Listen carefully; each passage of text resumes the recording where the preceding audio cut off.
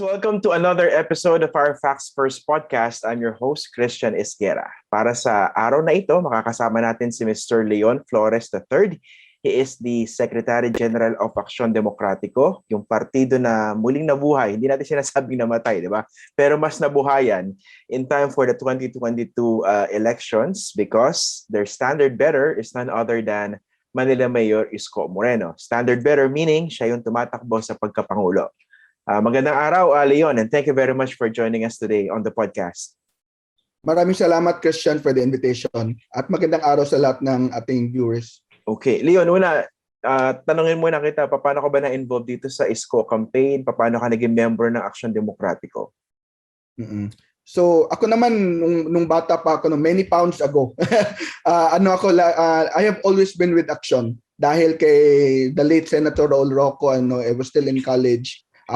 Sumali tayo doon. Imbitahan ako ng isa kong kasama sa student council. I was just a counselor back then. And then yun, napasama ko sa Aksyon Kabataan. Ngayon ay Aksyon Katabaan na yata. So we were with the youth army of Raul Roco back then. 1997 pa. Many ages ago. So that's how I got started into the political party. And then yun, naging national president ako ng Aksyon Kabataan, helped with the youth, mobilized in 2004. Unfortunately, hindi pinalad yung standard bearer ng atin si Raul Roco, and many say he would have been an outstanding president, no? Kasi he was outstanding all his life, eh. Outstanding lawyer, outstanding congressman, outstanding senator, outstanding DepEd secretary. He would have made an outstanding president. But history, 2004, and then I've always been with Aksyon ever since. We helped with different campaigns. We've always been here. We've even campaigned for Pinoy back then, so in 2010. And then I guess partly because I was part of Aksyon and all other groups, when we campaigned for Pinoy, that's how I got appointed also as National Youth Commission Chairman, which suffice it to say, to be honest, it's a bit it's a politicized process, no? But so there, we've always been here, and we've always held, nagpapatakbo talaga kami ng mga kandidato, both national and local. Di naman kami nawala na biglang sumulpot lang. Siyempre ngayon mas napalakas kasi iba rin talaga kung mayroong standard bearer yung kapartido, eh. Okay, unfortunately, that's one of the Ngayon, gaano kalaki na yung partido? From before Isko came on board? Gaano kalaki kayo noon? Tapos gaano kalaki na ngayon?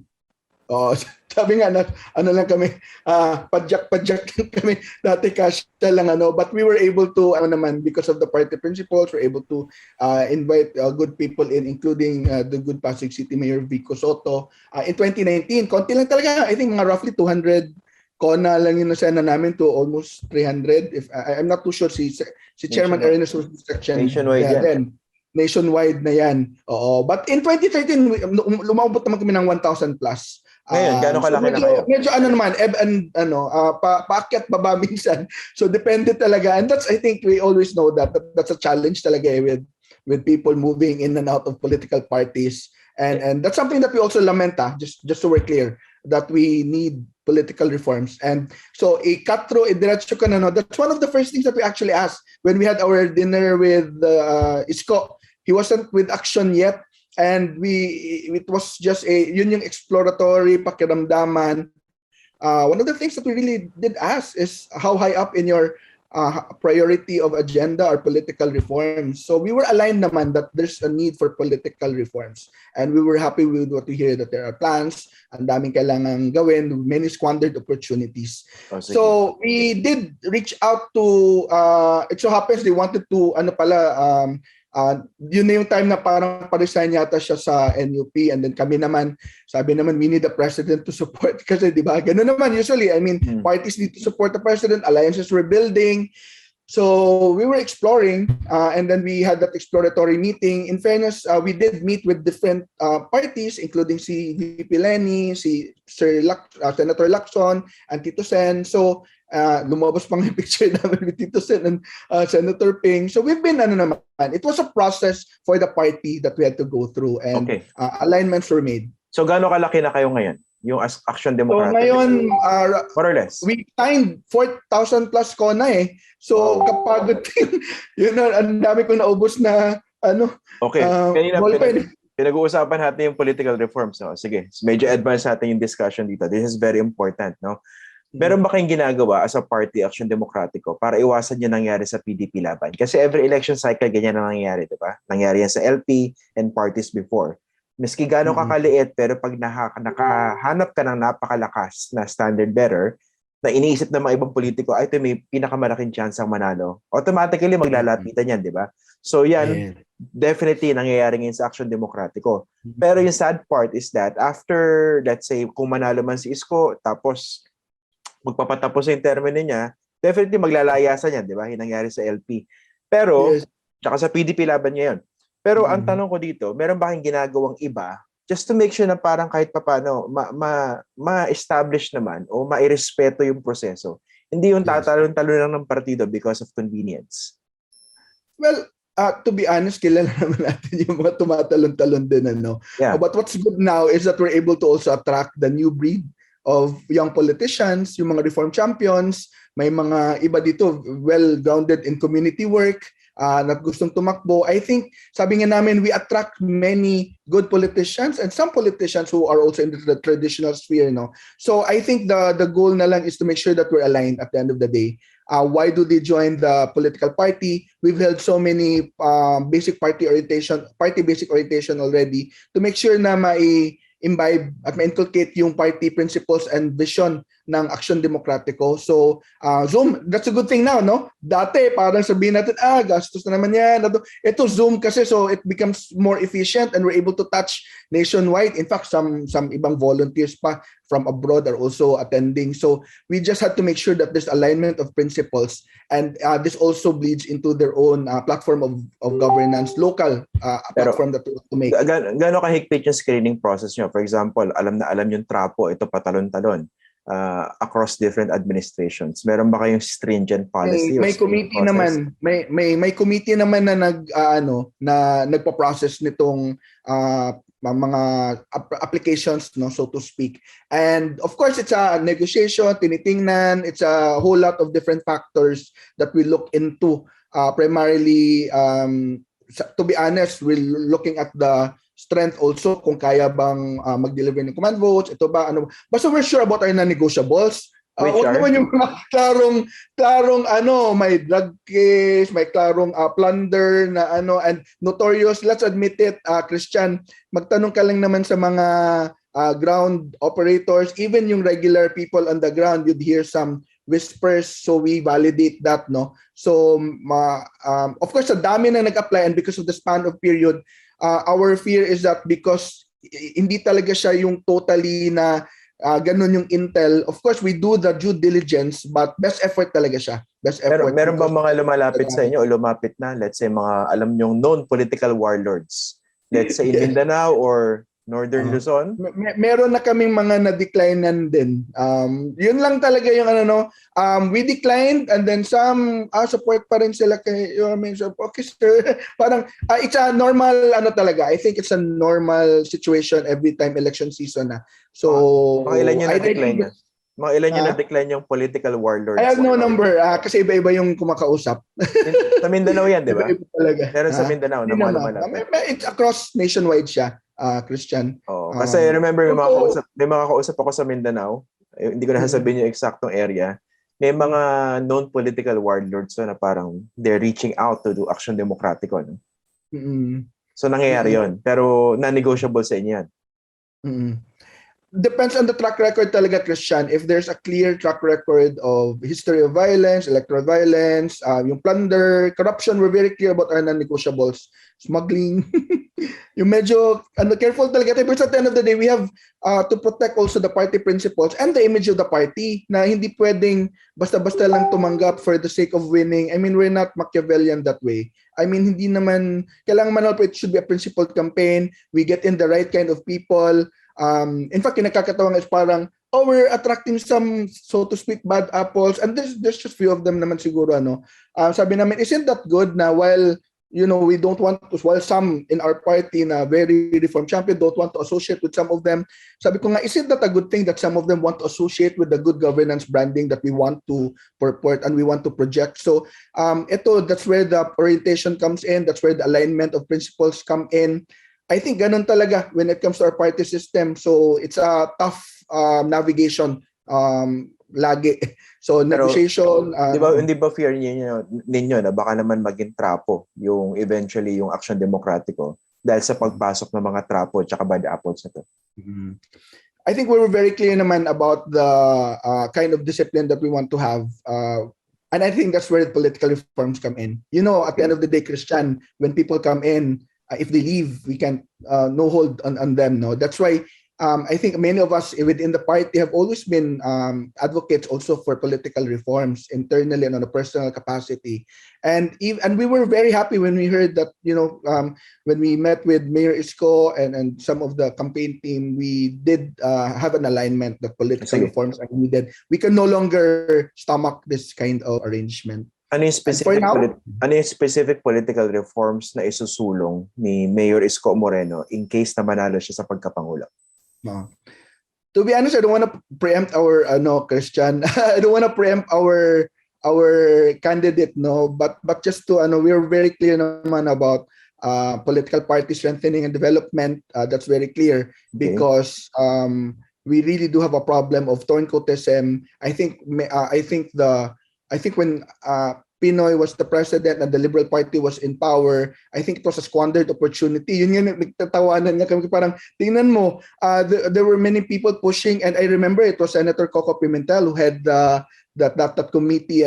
People were actually pushing for political reforms, party strengthening, anti-turncoatism, yun nga, anti-balimbing na batas. So yun siya yung but apparently hindi siya na tuloy, hindi na napaso. Right now, we're hoping that there could be strengthening of the political party, looking at campaign finance, etc.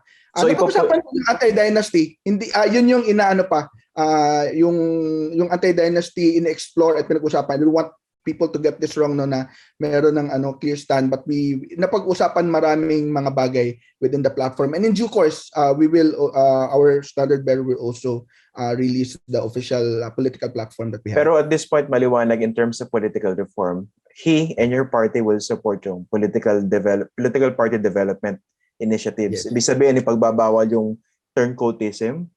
Tapos she will also push for, kasama rin campaign finance, di ba? So kasama pa rin yung basically allowing the people to contribute. Tapos we need a good amendment to the law on that kasi it's so onerous yung proseso ng pag-crowdfunding. And I think kailangan talaga siya na maipasa din so that people can also freely without having to go through a lot of bureaucratic na processes. Ang daming kailangan gawin, mga donation, etc. We need that because all over the world, if you look at it from the standpoint of other political systems, inaalaw naman na siya, and given the technology that we have to keep pace. The political system has to keep pace. I remember a proposal before dun sa Political Party Development Act, parang a portion of your tama ba tax will go to political parties. Yes. Okay. And to be honest, Christian, I think a lot of our friends will say, bakit gagastusan yung political party? A lot of our problems actually emanate from political decisions, di ba? We elect our leaders. The political parties are actually the so-called, lagi namin sinasabi even in our orientation, political parties are the recruiters and the human resource of our society. Sila yung naghahanap, tayo dapat nagbibuild ng pipeline of next in line leaders. Paano mo masusuportahan? Mahirapan kang suportahan. Now, we're trying to support also we have many young candidates, Christian. We're able to attract many SK Federation presidents now running for councilors or Sangguniang Bayan, and we need to be able to support them. But at the end of the day, without a strong campaign finance, without a strong party system that will be able to support them, recruiter tayo parang scout, di ba, yung talent scout yung political party. Paano ka mag-scout tapos di masusuportahan ng maayos because we really don't have a good, strong support from the state on our political party. So I think actually, it's time pag-isipan siya. I don't know if you agree with me, no? Pero sinasabi ng iba dati dyan, pag ikaw yung ruling party, syempre karamihan nasa iyo, no? That's like PDP laban, nagkaroon supermajority. At kung maisulong mo yung anti-turncoatism provision pa lang, lamang na lamang ka na, di ba? Kasi kuha mo na di ba? So, dito, how serious? I think kailangan i-balance. Kailangan i-balance also to make sure that there's opening, that we level the playing field, na walang monopolyo sa resources also. I think the formula can be revisited whether that will be the most equitable and the most fair to all political parties. Pero on principle, si Mayor Isko ba, tsaka kayo, you are against political dynasties, specifically yung fat dynasties. In principle, yes. Kasi nagka-agree naman. And you've seen that naman, di ba? He has articulated it na yung position hindi pinamana-mana. I think that articulation itself speaks volumes already of the kind of standard we're coming from. We have a very conservative take naman, and this is just on the table pa, no, na second degree. Baka naman pwede nanay, mayor, tapos pwede na siguro yung anak, mag-counselor muna, 8 lang naman yung counselors. Wala pang final na decision, but we're clear, like personally, some of us, ayaw namin na mayor, vice mayor. Di ba? Medyo, governor, vice governor, nawawala yung checks and balance. At the end of the day, we go by our party principle na accountability and checks and balance, di ba? Ang hirap nang walang nagko-control, nag-check and balance if both are governor and then vice governor. So I think we're still there. We're in the process of really coming up with a stand also, and napag-usapan naman lagi. But we are clear on those that we've aligned already. So that's for the political reforms. Pero kaya niyo bang isulong yun? Kasi kailangan mo ng matinding political capital dyan. So, nung panahon ni President Duterte, talagang matinding political capital niya. Pero apparently, hindi niya priority yung political dynasties. No? So kayo, you will be dealing with the same political dynasties kung manalo man kayo. Diba? At present, 70% of Congress belongs to political dynasties. Paano yun? Basta, every single day that we don't have that enabling law is a violation of our Constitution and the wisdom of the framers of the Constitution. Kasi klaro naman nasa saligang batas naman yung provision na yun . After 35 years, wala. So we'll best effort at the end of the day, Christian, there are political dynamics naman, but definitely as part of the agenda. Kaya nga kami clear with regard to some of the agenda that we want to push, and maybe this comes into the nung sa Senate, no. If you look at our senatoriables, we have Samira Gutok, Jopet Sison at si Carl Balita. 3 solid na action 'yan. And tinatanong kami kailan ba magpapalabas ng slates, ba yung iba? Kami naman parang we are open. We can work, as our standard bearer said, we can work with anybody so long as they're able to align with us on the legislative agenda. So long as klaro nasusuportahan nila si Mayor Isko for president, because it's kind of medyo mahirap intindihin na sasalpak ka sa 2 stage, iba-ibang pangulo. Anong sasabihin mo? Iba yung sasabihin mo doon, iba yung sasabihin mo dito. Who do you really support as your president? So we'd like while we're open, we'd want sana na kung sino man yung sasama at suportahan din namin at bibit-bitin, ay talagang kakargahin din yung ating standard bearer na si Isko Moreno. So yun ang yun ang first criteria niya, no? So pwede mag-guest candidate pero dapat kayo, medyo logical lang naman, no? Medyo illogical talaga, Christian, While they appreciate, inaano naman sila ng iba, pero ang weird lang talaga ng setup. Sino bang susuportahan mo talaga?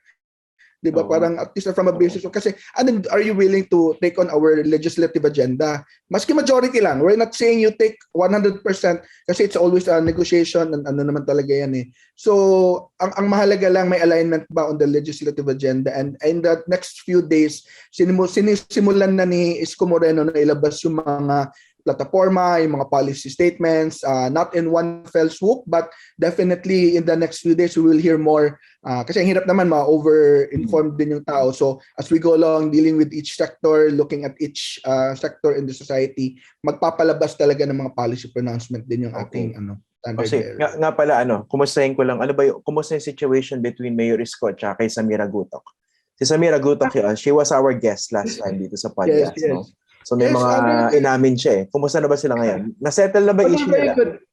They're good naman. Actually, they had nung sa Batangas pa lang, that was one Friday ago, nagkausap naman sila na ng maayos, and naipalabas naman ni Samira na some of the things that she felt. So as we said, of course, she was just articulating na yun yung naramdaman niya at that time. And as we said, we cannot invalidate what she's feeling. She was under a lot of extreme pressure. Binubuli siya on Twitter. Grabe.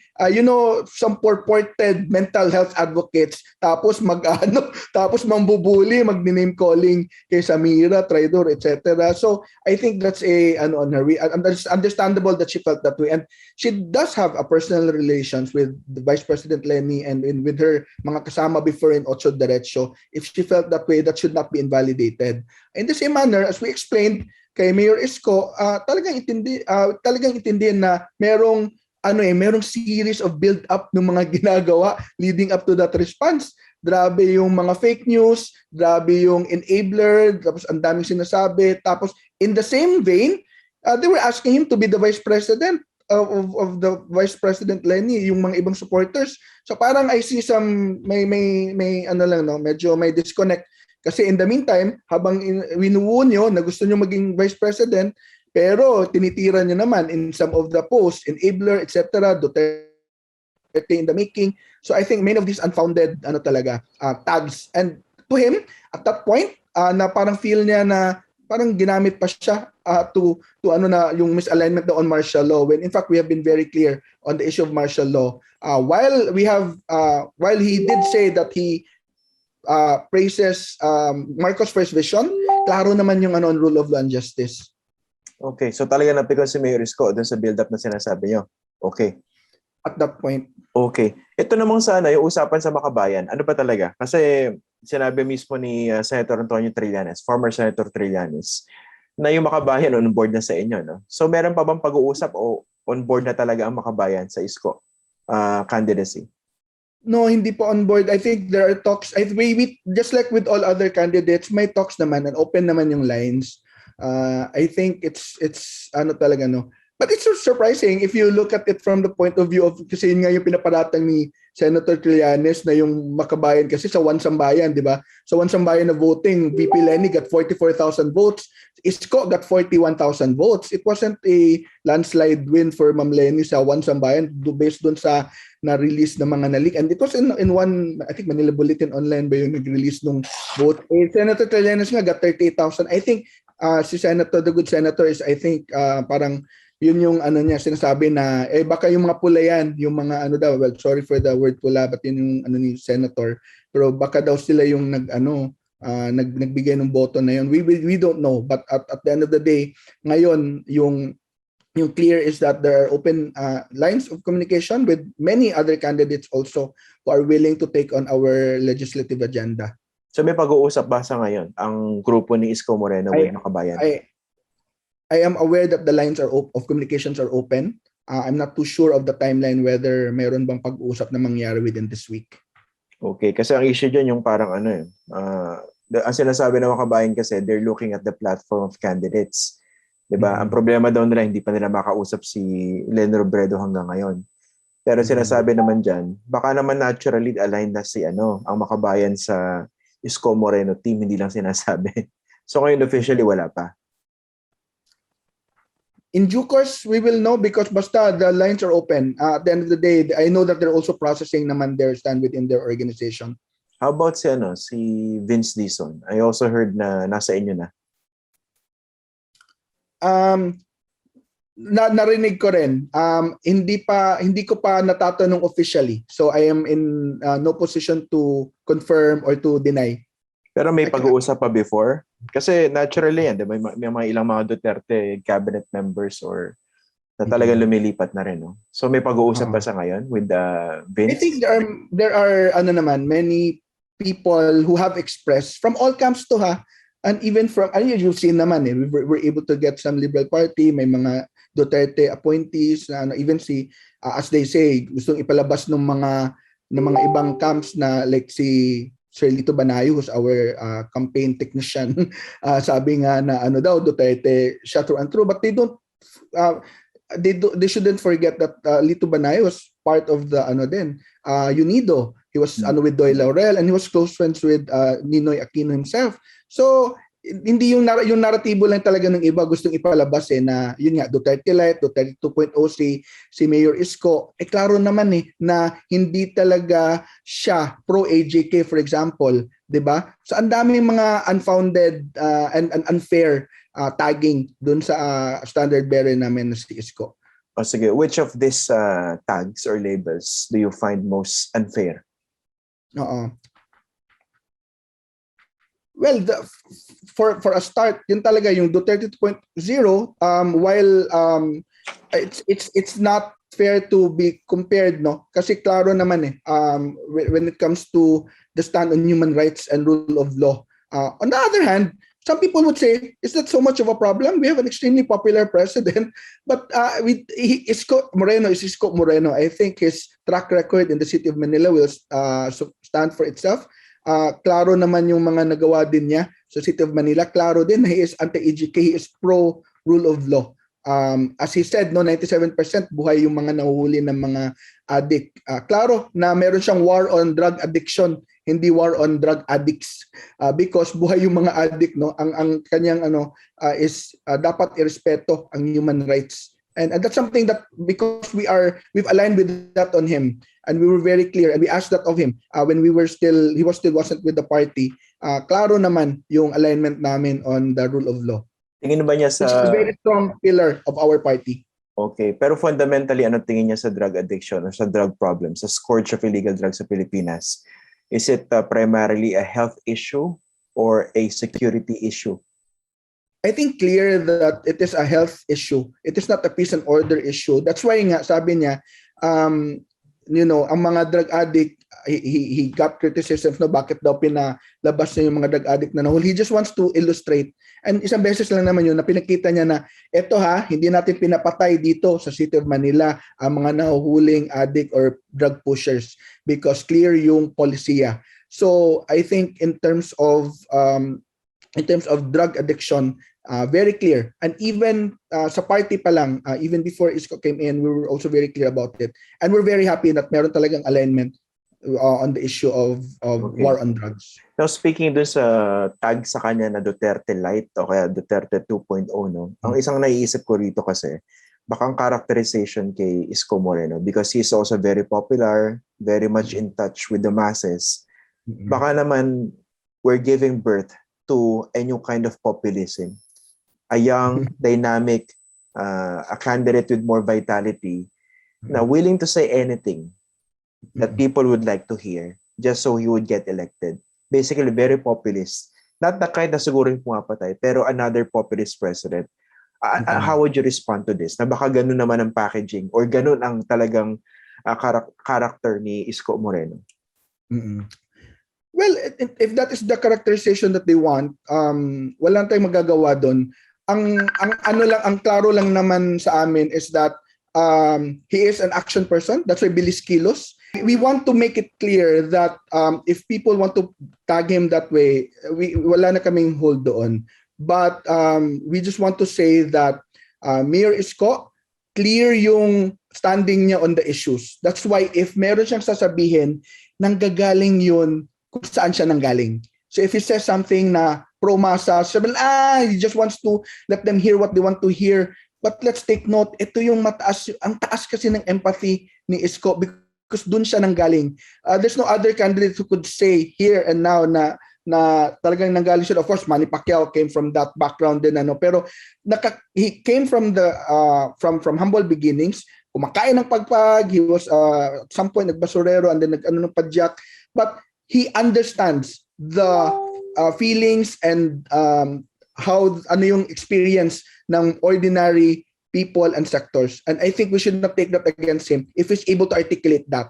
I see a lot of my middle class friends kasi taking it against him. Gusto lang niya sabihin, but that's where he's coming from. And that is his track record in the city of Manila. Giving pabahay sa through Base community, condominium, etc. Hospitals for everyone. He's a very inclusive mayor and he will be an inclusive president. Dahil kita mo naman, di ba, sa city of Manila, yung testing sa open ang lahat, di ba? So if this is what you call populism, I don't mind this kind of populism, to be honest, Christian. Yung alam yung nararamdaman ng masa, alam yung dalamhati at mga dinadaanan ng mga kasama natin sa lipunan. So these are the things that we'd like to stress lang talaga.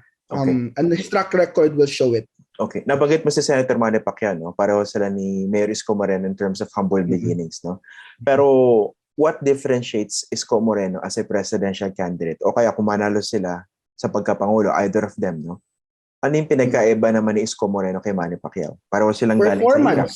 Performance. Kung tail of the tape lang yung pag-usapan, klarong-klaro, and this is not to denigrate the good senator, I think his absences in the Senate, the way he answered debates, I don't think he's a spectacular senator. and that's being kind of me to say that, we look at the tail of the tape lang performance-wise. Kung hindi siya naging magaling na senator, paano siya magiging magaling na Pangulo? At klaro naman, on the stand ni Mayor Isko, klaro that as an executive, he's able to deliver. He's able to bring in a lot of reforms, even from taxes on City of Manila as early as July or August this year, Christian. They've almost met their target now on tax collection. He was able to raise the revenue of the City of Manila from roughly 20 to 30 billion in a year to 120 to 130 billion in a year's time. So ang laki ng difference nung performance lang yung pag-usapan natin in terms of delivery of basic services, the minimum basic needs. Lagi namin paulit-ulit na we are here now in this pandemic. Ano ba yung kailangan ng taong bayan? So from a tail of tape on terms of performance on their jobs, we are not dismissing na magaling na boksingero si pambansang kamao Manny Pacquiao, pero as a senator, he has been found wanting. So basically, competence ang difference. Competence ang difference. Klarong-klaro, performance, competence. Kaso baka naman and the records will bear that out. Kaso baka sabihin naman ng mga fans at supporters ni Senator Manny Pacquiao, yung magkaiba naman sila kasi ng posisyon. Isa, local executive, ito naman, exactly. legislature. So you judge him on the basis of legislation, other than pushing for a boxing commission. Anything else that he can show for. So, clear naman competence. I think while he may have good intentions, tingnan natin yung performance and the ability to deliver. Christian, we are in the midst of a pandemic. We need people who can deliver fast, promptly, efficiently, no corruption. And Isko has shown that all throughout his stint now in the pandemic.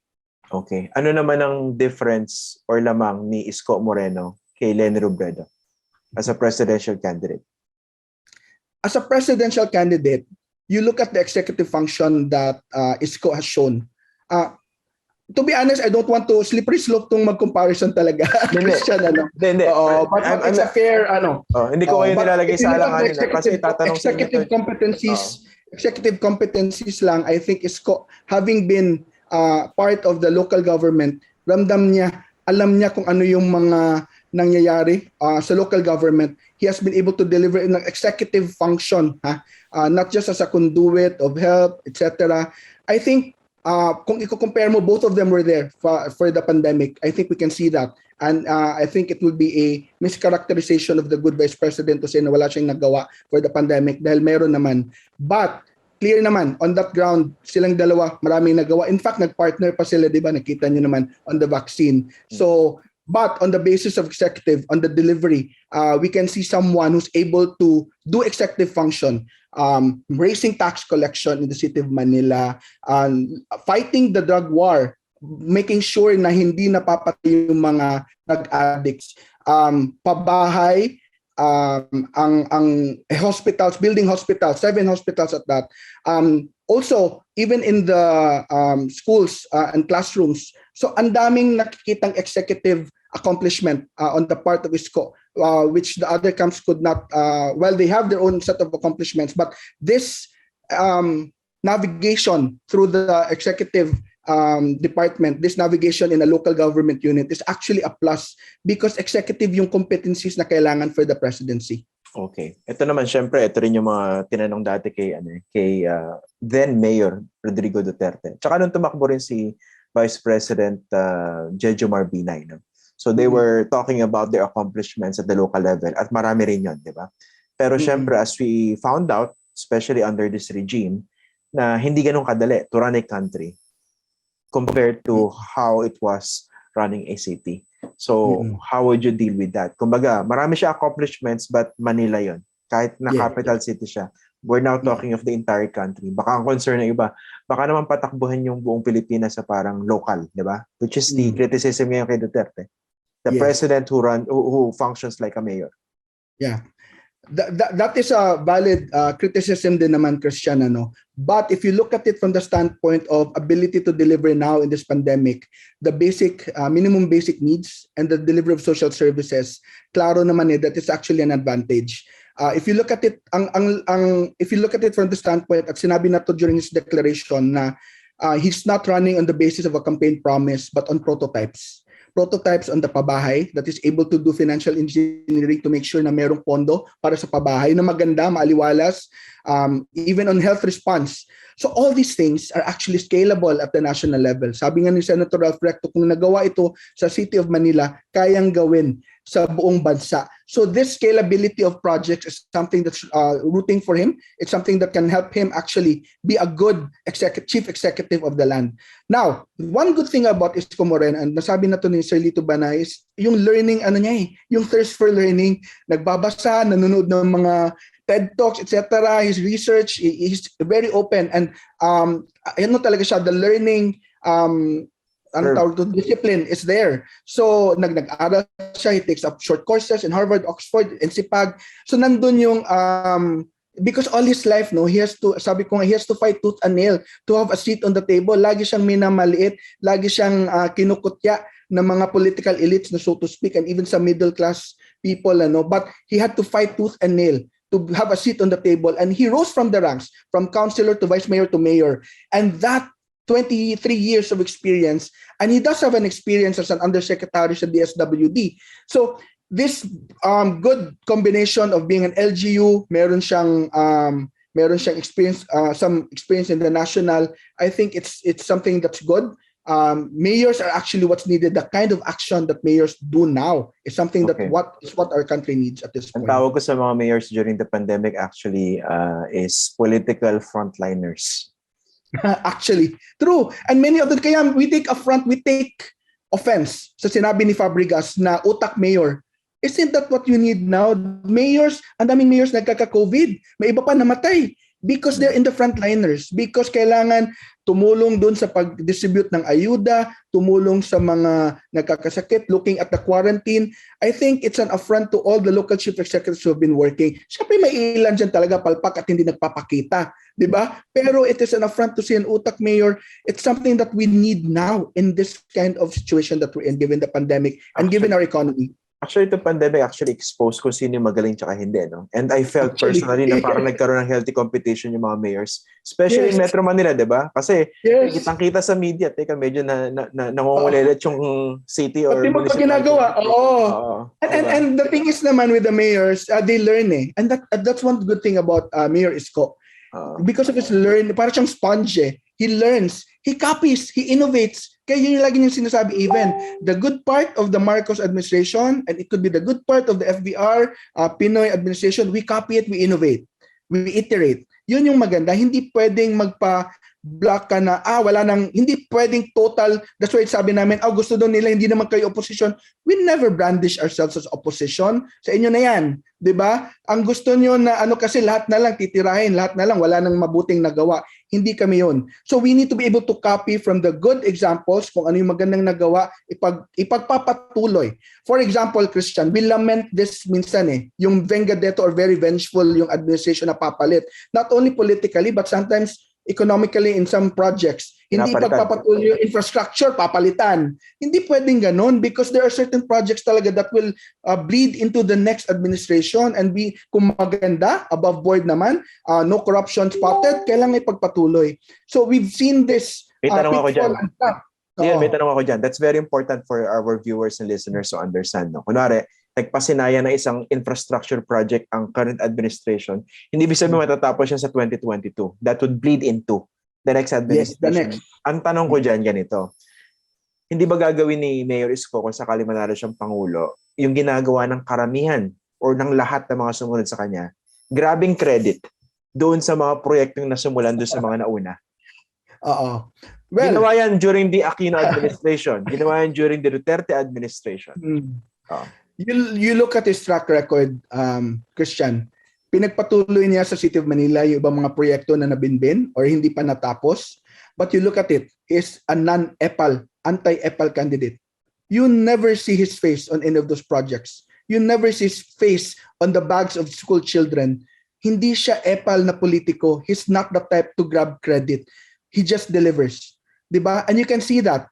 You can see that in the City of Manila. So, credit grabbing na pag-usapan, walang track record of credit grabbing ang aming standard bearer. But, you can rest assured na kung merong merit meritorious na project, above board, no corruption, it bears out naman, dumaan sa proseso, ipagpapatuloy talaga, lalo na kung ito ay kakabuti talaga ng ating mga kababayan. So yes, definitely we are not the kind of leadership na, and we've been trying to be very inclusive, open ang lahat. And his record will bear that out. Look at his division heads and his in the city of Manila. And that is where his advantage as a mayor. May experience siya. He took in the key people of some of his political opponents dahil magagaling. That is the true best and brightest. That it doesn't matter. Political color doesn't matter at all. And he has said that already. And even when we were still talking with him, hindi pa siya nag-action nun, sinabi na niya yun, sa City of Manila, I want this. I want, just in case pala rin tayo, ayoko na isang partido lang. And we're very happy about it. Kahit magiging kapartido namin siya, we are very open. We want the best and the brightest kung ano yung ikakabuti ng ating bansa. Let the best and the brightest from all political colors come into the fold. Sige. So maliwanag naman yung position niya regarding getting what's good and not ignoring what's bad in previous administrations. Tapos innovate, no?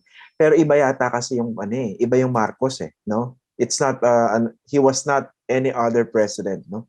Dami namatay, bilyong-bilyong dolyar ang ninakaw sa kaban ng bayan. So don't you think it's just understandable for people to call out Mayor Isko Moreno for even considering getting something which he thought was okay from Marcos? Kasi he was of a different breed. Mm-hmm. So I hope that some of these camps also understand that there are people who can actually see good in some of the administration. Na hindi, while we know that there are evils, atrocities, abuses, we do not brush these aside. But you also cannot simply dismiss the good ones. Kasi yun nga there have to be some things na pwedeng sabihin natin na okay or maganda. Ako personal lang, for example, well, tumitira ko minsan kay Pangulong Duterte minsan, but on the Boracay, sabi ko, good, Boracay needs rehabilitation. Dinira ko ng mga friends ko, bakit daw pro Boracay rehabilitation? Tapos sila din naman pala yung naliligo ngayon doon. So, I mean, there are things that you have to recognize and acknowledge naman. You cannot be all na dichotomy lang talaga Christian. No? There are nuancing to good governance. You cannot simply, and that's where we come from, na we take the best. And sa maybe hindi to ma-appreciate talaga ng ibang camps na there are certain good things that you can pick up from. But that doesn't mean na hindi mali yung ginagawang kamalian. We've been very clear about that.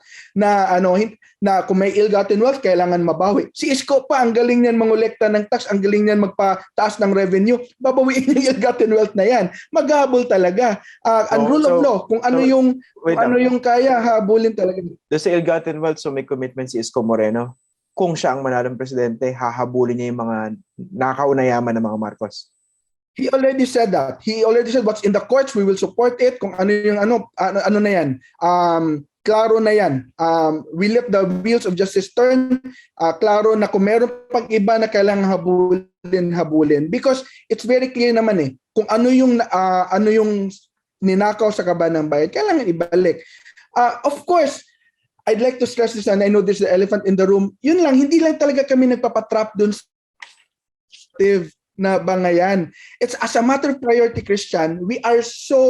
Our standard bearer and the party is stubbornly obsessed now with the task at hand, with the immediate needs of our people, which is the pandemic, ekonomiya, walang trabaho, nagsasara mga negosyo. So please don't blame us. If yun yung obsession namin ngayon, if you want to fight your fight, na gusto mo na balik tayo dun sa past na yun, we will let you be, but rest assured, the rule of law, justice, and there's no real justice if hindi tayo, if don't let accountability take its root. So, klaro naman, I think he has been taken out of context when he did, in some instances, raise na nag-praise siya kay Marcos. So, I think that should be corrected naman na himali yung perception na yun ng mga tao about his stand on the Marcoses. Sige. So you mentioned the strengths of Mayor Isko Moreno. So yung local executive, he delivers, sabi mo nga, bilis kilos. Let's talk about naman yung mga weaknesses or perceived weaknesses. I think you would also agree na hindi naman kahit sinong tumatakbo sa pagkapangulo, no one can lay claim to expertise in everything, no? May mga advantages lang yung mga yan. Let's talk about yung mga perceived weaknesses ni Mayor Isko Moreno. Isa dyan, binanggit ka nung panayam ko with the former Akbayan Representative Walden Bello. Kasi dun sa Tarlac visit, yung pakikinig ni Mayor Isko Moreno, kausap niya yung mga farmers, ang isa sa mga napag-usapan yung programa niya sa agrikultura. No? So, nabalita yung mga sinabi niya na ang solusyon niya, cold storage facilities. Ang sabi niya ni former Congressman Walden Bello, lumalabas sa hindi pinag-aralan ni Mayor Isko yung problema ng mga magsasaka. Ang root cause yung rice tarification law. So parang tingin niya medyo bagito yung pagkaka-analyze or intindi ni Mayor Isko dito. Anong sagot niyo doon? Take note that the cold storage facility is primarily for fisheries and aquaculture na intervention. We did discuss that while we were crafting the platform of governance. Klaro naman para sa mga magsasaka, klaro din na if we're able to provide them a clear support.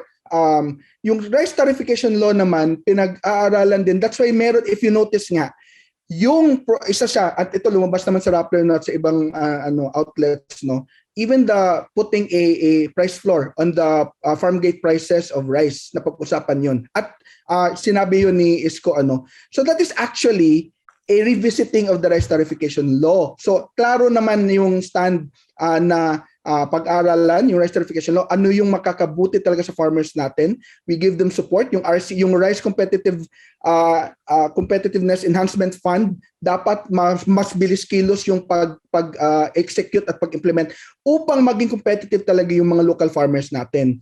At take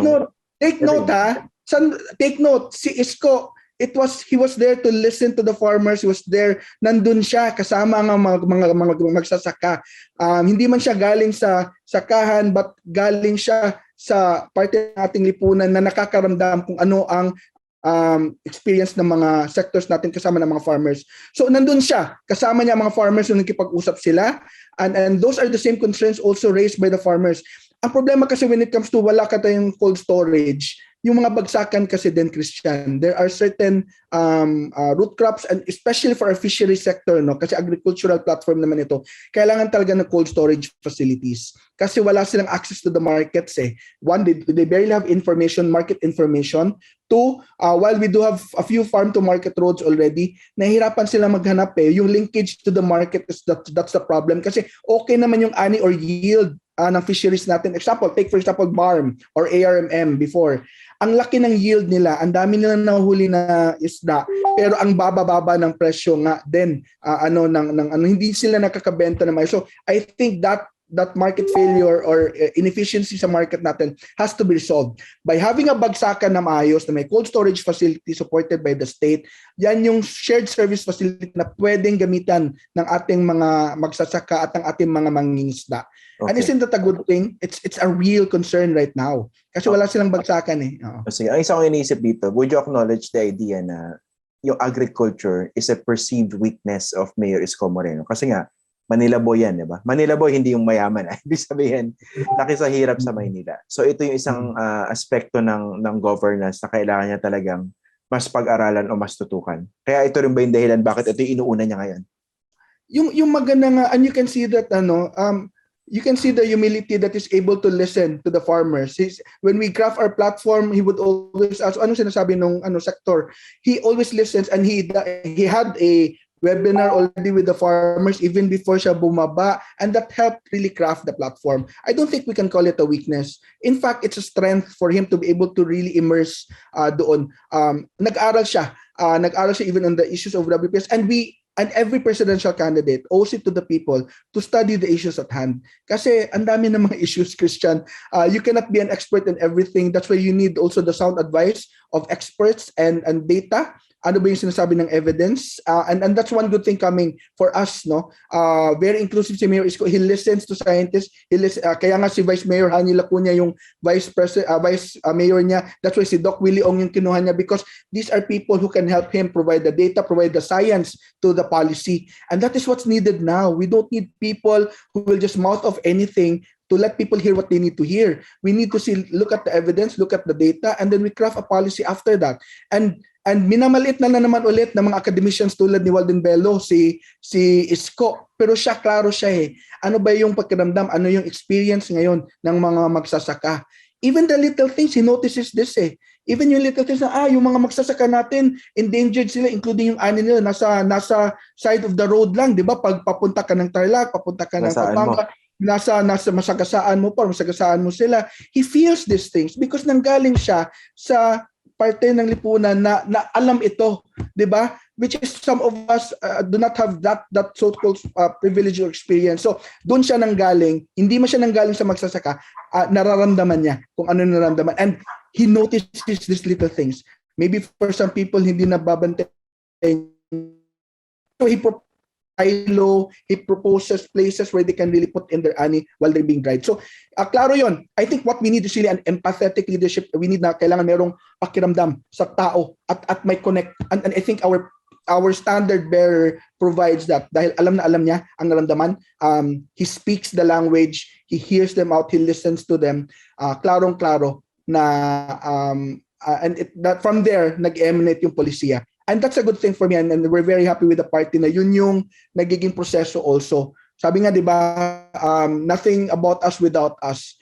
Kailangan makinig sa mga sektor, kailangan makinig sa mga iba't ibang bahagi ng lipunan natin, especially if sila yung magkaka-benefit sa polisiya. Okay. Leon, maraming salamat. Medyo marami na tayo na pag-usapan. Gusto ko magkaroon tayo ng part 2 kasi mas gusto ko himayin yung mga iba pang parts or aspects ng plataforma ni Mayor Isko. So, invite kita uli ha. Ang dami pa natin hindi na-tackle, Christian, but in the next few days, definitely may ipapalabas yung mga iba pang policy proposals. And one thing good now is that people are now talking. Tingnan mo, people are now talking about the tax, ano yung mawawala, ano yung saan gagamitin. We need to shift now the narrative to paano ba natin susolbahin ang mga suliranin natin that's on our midst. Paano ba natin mayangat yung mga nasa mga kasamang magsasaka at mga fisher folk at iba pang nasa urban communities. So yun, I think I'm glad that we have this discussion because we need to shift the narrative now to talking about the solutions and not so much on the problems. Mag-uusap pa tayo kasi curious pa ako sa ibang aspects ng ng governance niya. Ng Bilis Kilos platform. Pahapiyaw lang sa Bilis Kilos platform of governance, Christian. Okay. Leon, maraming salamat for joining us on this podcast. Salamat. Okay. And that's it for today's episode of our Facts First podcast. Ako po ang inyong host, si Christian Sierra. You can catch this episode on my YouTube channel. Of course, click and subscribe. And then you can also listen to the podcast edition on Apple, Spotify, Google, and Stitcher. Maraming salamat po.